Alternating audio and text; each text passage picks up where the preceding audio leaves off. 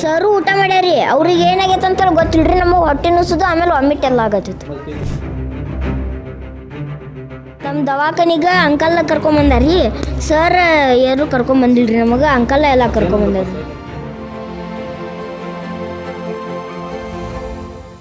ಕಳೆದ ಶುಕ್ರವಾರ ಮುಂಡಗೋಡ ಪಟ್ಟಣದ ಶಾಸಕರ ಮಾದರಿ ಹಿರಿಯ ಪ್ರಾಥಮಿಕ ಶಾಲೆಯ 26 ಮಕ್ಕಳು ಬಿಸಿಯೂಟ ಸೇವಿಸಿದ ನಂತರ ಅಸ್ವಸ್ಥರಾದ ಘಟನೆ ವರದಿಯಾಗಿತ್ತು.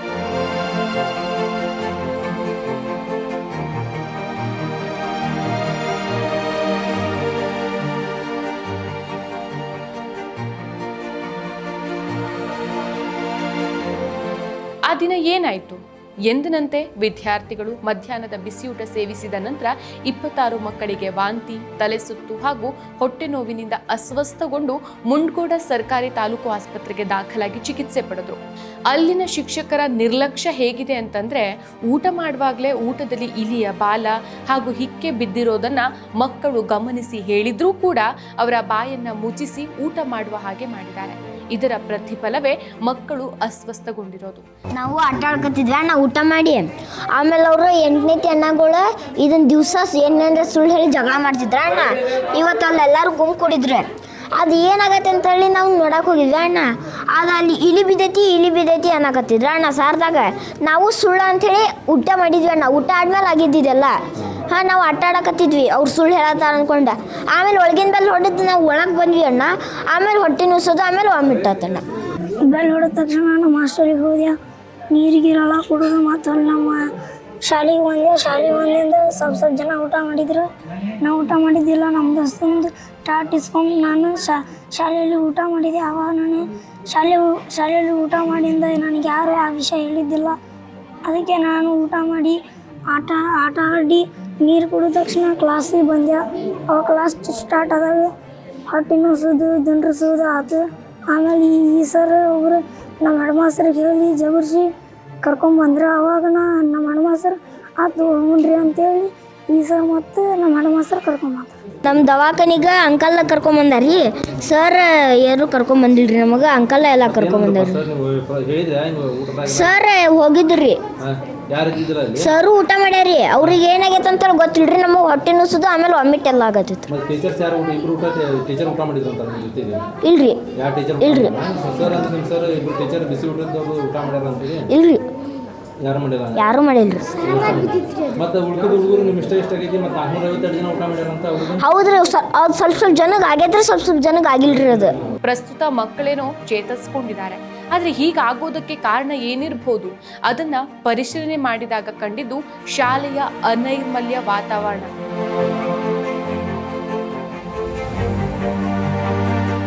ಅಡುಗೆ ಕೋಣೆಯ ಹಿಂಭಾಗದಲ್ಲಿ ಗಟಾರದ ನೀರು ನಿಂತು ದುರ್ನಾತ ಬರುತ್ತಿದ್ದು ಸುತ್ತಮುತ್ತ ಮಕ್ಕಳು ಮೂತ್ರ ವಿಸರ್ಜನೆ ಮಾಡ್ತಾ ಇರೋದು ಕಂಡುಬಂದಿದೆ. 600ಕ್ಕೂ ಅಧಿಕ ವಿದ್ಯಾರ್ಥಿಗಳು ಕಲಿಯೋ ಶಾಲೆಯಲ್ಲಿ ಕೇವಲ 6 ಶೌಚಾಲಯಗಳಿದ್ದು ಶೌಚ ವ್ಯವಸ್ಥೆ ಕೊರತೆಯಿಂದ ಅಡುಗೆ ಕೋಣೆ ಸಮೀಪವೇ ಅನೈರ್ಮಲ್ಯ ಸೃಷ್ಟಿಯಾಗಿದೆ. ಅಡುಗೆ ಕೋಣೆಯ ಬಾಗಿಲಿಗೆ ಹಂದಿ ಮರಿ ಒಳಗೆ ಹೋಗುವಷ್ಟು ದೊಡ್ಡದಾದ ಕಿಂಡಿ ಇದ್ರೂ ಯಾವುದೇ ದುರಸ್ತಿ ಮಾಡಿಲ್ಲ. ಇದೇ ರೀತಿ ಈ ಹಿಂದೂ ಫುಡ್ ಪಾಯ್ಸನ್ ಆಗಿತ್ತಂತ ನಾನು ಅವಾಗ ಇದ್ದಿದ್ದಿಲ್ಲ, ನಮ್ಮ ಮಕ್ಕಳು ಇದ್ದಿದ್ದಿಲ್ಲ. ನನ್ನ ಮಗಳು 3ನೇ ಕ್ಲಾಸ್ ಓದ್ತಾಳೆ. ಅಲ್ಲಿ ನಾವೇನು ಮಾಡಿದ್ವಿ ಅಂತಂದರೆ HPS ಶಾಲೆದ ಈ ಕುಂದುಕೊರತೆಗಳ ಬಗ್ಗೆ ನಿವಾರಿಸೋ ಬಗ್ಗೆ ಒಂದು ಗ್ರೂಪ್ ಮಾಡಿದ್ವಿ. ಈಶ್ವರ್ ನಾಯ್ಕ ಮತ್ತು ನಾವು ಮತ್ತು ಇವರು ಸುಮಾರು ಆ ಗ್ರೂಪಲ್ಲೇ 150ಗಿಂತ ಹೆಚ್ಚು ಪಾಲಕರಿದ್ದಾರೆ. ಆ ಗ್ರೂಪ್ ಮಾಡಿಕೊಂಡಾಗ ಆ ಗ್ರೂಪ್ನಲ್ಲಿ ನನಗೆ ಇವತ್ತು ಮಧ್ಯಾಹ್ನ ವಿಷಯ ಬಂತು. ಆದ ನಂತರ ಈಶ್ವರ್ ನಾಯ್ಕ ಅವರು ಫೋನ್ ಮಾಡಿದ್ರು, ಇಲ್ಲ ಶಾಲೆ ಹತ್ರ ಮತ್ತು ಊಟದಲ್ಲಿ ಏನೋ ಫುಡ್ ಪಾಯ್ಸನ್ ಏನಾಗೈತೆ ಅಂತ ಸ್ವಲ್ಪ ಹೋಗ್ಬಾ ಅಂತಂದ್ರೆ ಹೋದ ತಕ್ಷಣ ಅವ್ನು ಹೇಳಿದ ತಕ್ಷಣ 1 ನಿಮಿಷಕ್ಕೆ ಅಲ್ಲಿ ಶಾಲೆ ಹತ್ರ ಬಂದೆ. ನಾನು ಬಂದು ಎಲ್ಲ ಮಕ್ಕಳಿಗೆ ನೋಡಿದ್ವಿ. ಎಲ್ಲ ಮಕ್ಕಳು ವಾಮಿಟ್ ಮಾಡ್ತಾಯಿದ್ರೆ ವಾಮಿಟ್ ಮಾಡೋಕ್ಕಾರ ಮಕ್ಕಳಿಗೆಲ್ಲ ತೊಗೊಂಡು ಕಡೆಗೆ ನಾನು ಈಶ್ವರ್ ನಾಯ್ಕಿಗೆ ಫೋನ್ ಮಾಡಿದೆ. ಅವರು ಬಂದ್ರೆ ಕಡೆಗೆ ಇವರು ಮತ್ತೊಬ್ಬರು ಅವ್ರ ಹೆಸರು ಎಲ್ಲ ಪಾಲಕರು ಸುಮಾರು ಒಂದು 10 ಜನ ಪಾಲಕರು ಸೇರಿದ್ವಿ. ನಾವಲ್ಲೇ ಎಲ್ಲ 10 ಜನ ಸೇರ್ಕೊಂಡು ಮಕ್ಕಳಿಗೆ ಹಾಸ್ಪಿಟ್ಲಿಗೆ ಕರ್ಕೊಂಬಂದ್ವಿ. ಕರ್ಕೊಂಬರೋ ಟೈಮ್ನಾಗ ಏನಾಯ್ತು ಅಂತಂದ್ರೆ ಇವರು ಆಣೆ ಇದು ಮಾಡ್ತಾಯಿದ್ರು ಮಕ್ಕಳಿಗೆ ಹಾಗೆಲ್ಲ ಆಗಿಲ್ಲ ಏನಾಗಿಲ್ಲ ಅಂತಂದ್ರೆ ಇಲ್ರಿ ಸರ್ ಫುಡ್ ಪಾಯ್ಸನ್ ಆಗಿದ್ದು ಸತ್ಯ ಅಂಥೇಳಿ. ಕಡೆಗೆ ನಾವೇನು ಮಾಡಿದ್ವಿ, ಹೆಂಗಾರು ಇರಲಿ ಮಕ್ಕಳ ಒಂದು ಆರೋಗ್ಯಕ್ಕೋಸ್ಕರ ಮಕ್ಕಳಿಗೆ ಕರ್ಕೊಂಬರೋಣ ಅಂಥೇಳಿ ನಾವು ಆ ಮಕ್ಕಳನ್ನ ತೊಗೊಂಬಂದು ಹಾಸ್ಪಿಟ್ಲಿಗೆ ಅಡ್ಮಿಟ್ ಮಾಡಿದ್ವಿ. ಇಷ್ಟಂತೂ ಆಯ್ತು ಸರ್. ಇನ್ನು ಇದರ ಬಗ್ಗೆ ತಾಲೂಕು ವೈದ್ಯಾಧಿಕಾರಿ ನರೇಂದ್ರ ಪವಾರ್ ಅವರು ಮಾತಾಡಿದರು.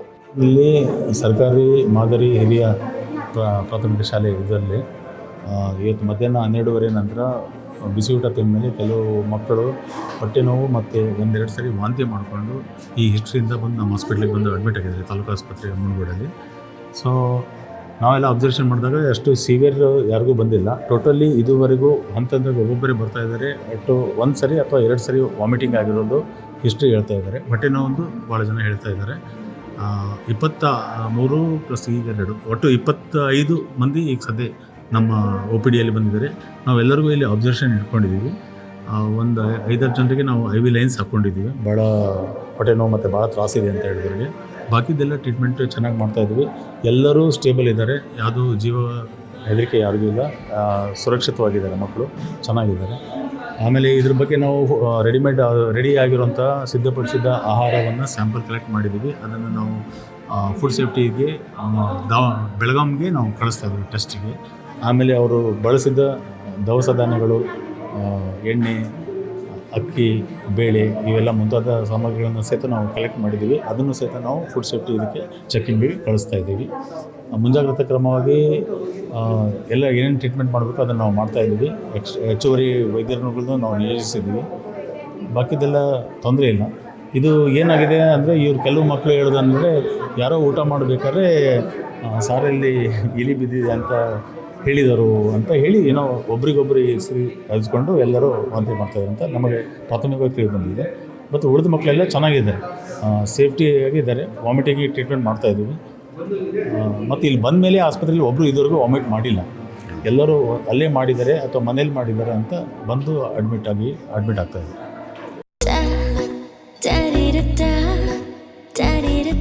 ನನಗೆ ಇಷ್ಟ ನಂದಿನಿ ತುಪ್ಪ, ಶುದ್ಧ ತುಪ್ಪ ಅಂದರೆ ನಂದಿನಿ. ಶಾಲೆಯಲ್ಲಿ ಪ್ರತಿದಿನವೂ ಕೂಡ ನಾವು ಮಕ್ಕಳಿಗೆ ಬಿಸಿ ಊಟದ ಮಾಡುವಂಥ ಒಂದು ಪ್ರಕ್ರಿಯೆ ನಡೀತದೆ. ಆ ದಿನವೂ ಕೂಡ ನಾವು 2 ಟೀಚರ್ಸನ್ನು ನೇಮಿಸ್ತೇವೆ ಸರ್ ಊಟದ ಪಾಳಿಗಾಗಿ. ಅವರು ಕ್ಲಾಸಿಗೆ ಹೋಗುವಂತಿಲ್ಲ. ಬೆಳಿಗ್ಗೆ 9:30 ಪ್ರೇಯರ್ ಆದಮೇಲೆ ಅಡುಗೆ ಕೋಣೆಗೆ ಹೋಗ್ಕೊಂಡು ಅವರಿಗೆ ಅಕ್ಕಿ ಬೇಳೆಗಳನ್ನು ಸ್ವಚ್ಛ ಮಾಡಲಿಕ್ಕೆ ಹೇಳ್ತಾರೆ. ಮತ್ತು ನೀರನ್ನು ಕೂಡ ನಾವು ಬೋರ್ವೆಲ್ ನೀರು ಡೈರೆಕ್ಟಾಗಿ ಬಿಡೋದ್ರಿಂದ ಅವೆಲ್ಲವನ್ನು ನೋಡ್ಕೊಳ್ತಾರೆ. ಮತ್ತು ತತ್ತಿಗಳನ್ನು ಬೇಯಿಸ್ತಾರೆ. ಹಾಗಾಗಿ ಅನ್ನ ಸಾಂಬಾರು ಮತ್ತು ಉಪ್ಪಿನಕಾಯಿಯನ್ನು ಮತ್ತು ತತ್ತಿಯನ್ನು ನೀಡುವಂಥದ್ದು. ಮತ್ತು 12:15 ಸುಮಾರಿಗೆ ಊಟದ ರೆಡಿ ಆಗ್ತದೆ. ರೆಡಿ ಆದಮೇಲೆ ಆ ಟೀಚರ್ಸಿಗೆ ಇಬ್ಬರು ಕೂಡ ಒಂದು ತುತ್ತು ಊಟವನ್ನು ಮಾಡಿ ಟೇಸ್ಟ್ ನೋಡ್ತಾರೆ. ಮತ್ತು ಸಾಂಬಾರನ್ನು ಸ್ವಲ್ಪ ಕುಡಿದು ನೋಡ್ತಾರೆ. ಇವತ್ತು ಅವರಿಬ್ಬರು ಕೂಡ ಊಟ ಮಾಡಿದ್ದಾರೆ. ನಾನು ಕೂಡ ಆಮೇಲೆ ನಾನು ವಿಸಿಟ್ ಮಾಡ್ತೇನೆ. ಎಲ್ಲಾದರೂ ಒಂದು ವಾರದಲ್ಲಿ ಒಂದು 2-3 ದಿನ ಹೋಗ್ತೇನೆ ಊಟದ ಪಾಳಿ ಟೈಮಿಗೆ. ಹೋದ ಇವತ್ತು ನಾನು ಕೂಡ ಒಂದು ತಾಟಲ್ಲಿ ಊಟ ಮಾಡಿದ್ದೇನೆ. ಊಟ ಮಾಡಿದಾಗ ನಮಗೇನು ಒಂದು ಇದಾಗಲಿಲ್ಲ. ನಮ್ಮ ಶಾಲೆಯಲ್ಲಿ ಸುಮಾರು 562 ಮಕ್ಕಳು ಇದ್ದಲ್ಲಿ ಇವತ್ತು ಒಂದು 452 ಮಕ್ಕಳು ಊಟ ಮಾಡಿದ್ದಾರೆ. LKG UKG ಮಕ್ಕಳು ಕೂಡ ಒಂದು 40 ಮಂದಿ ವಿದ್ಯಾರ್ಥಿಗಳು ಊಟ ಮಾಡಿದ್ದಾರೆ. ಹಾಗಾಗಿ ಮತ್ತು ನಮ್ಮದೇ ಶಾಲೆ ಊಟ ಮೌಲಾನಾಜ ಸ್ಕೂಲಿಗೂ ಹೋಗ್ತದೆ. ಅಲ್ಲೂ ಕೂಡ ಇವತ್ತು 235 ಊಟಗಳು ಹೋಗಿದ್ದಾವೆ. ರಿಕ್ಷಾ ಮೇಲೆ ಹೋಗ್ತದೆ ಪ್ರತಿನಿತ್ಯನೂ ಕೂಡ. ಅವರಿಗೂ ಕೂಡ ಯಾವ ರೀತಿಯ ಸಮಸ್ಯೆ ಆಗಲಿಲ್ಲ. 1:15 ಮೇಲ್ಗಡೆ ಪಾಲಕರೆಲ್ಲ ಬಂದ್ರೆ, ಈ ನಾಗೇಶ್ವರ ಸರ್ ಎಲ್ಲ ಬಂದ್ರೆ, ಸರ್ ಮತ್ತು ಹೊಟ್ಟೆ ಮಗ ನೋಯ್ತಂತಾರೆ ಮಕ್ಕಳು ಅಂತ ಹೇಳಿದ್ಕೊಳ್ಳಿ.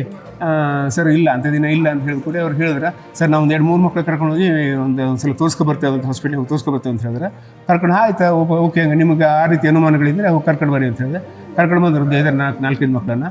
4-5 ಮಕ್ಕಳ ಜೊತೆಗೆ ಮತ್ತು ಕೆಲವರು ತಮಗೂ ಹೊಟ್ಟೆ ನೋಯ್ತು ಅಂತ ಹೇಳಿದ್ಕೊಳ್ಳಿ ನಾವು ತಂದು ಅಡ್ಮಿಟ್ ಮಾಡಿದ್ವಿ. ಅವ್ರಿಗೆ ಸಲಹೆಯನ್ನು ಹಾಕಿ ವೈದ್ಯಾಧಿಕಾರಿಗಳು ತಮ್ಮ ಒಂದು ಫಸ್ಟ್ ಏಡ್ ಏನು ಕ್ರಮ ಮಾಡಬೇಕು ಅವೆಲ್ಲ ಮಾಡಿದರೆ ಈಗ ನಾವು 5 ಗಂಟೆ ತನಕ ಇದ್ದೇವೆ. ಎಲ್ಲ ಮಕ್ಕಳು ಕೂಡ ಜೋಪಾನವಾಗಿದ್ದಾರೆ, ಸಮಸ್ಯೆ ಆಗಲಿಲ್ಲ ಸರ್. ಇಷ್ಟೆಲ್ಲ ಅವ್ಯವಸ್ಥೆ ಇದ್ರೂ ಶಾಲೆಯ ಮುಖ್ಯೋಪಾಧ್ಯಾಯರು ಅಥವಾ ಶಿಕ್ಷಣ ಇಲಾಖೆ ಅಧಿಕಾರಿಗಳು ಯಾವುದೇ ಕ್ರಮವನ್ನು ಕೈಗೊಂಡಿಲ್ಲ. ಈ ಶಾಲೆ ತಾಲೂಕಿನ ಮಾದರಿ ಶಾಲೆ ಅನ್ನೋ ಹೆಗ್ಗಳಿಕೆಗೆ ಪಾತ್ರವಾಗಿದ್ದು, ಪಕ್ಕದಲ್ಲೇ ಕ್ಷೇತ್ರ ಶಿಕ್ಷಣಾಧಿಕಾರಿ ಕಚೇರಿ ಇದ್ರೂ ಸಹ ಅಧಿಕಾರಿಗಳ ನಿರ್ಲಕ್ಷ್ಯ ಸ್ಪಷ್ಟವಾಗಿ ಗೋಚರಿಸ್ತಾ ಇದೆ ಅನ್ನೋ ಆರೋಪಗಳು ಕೇಳಿಬಂದಿದೆ.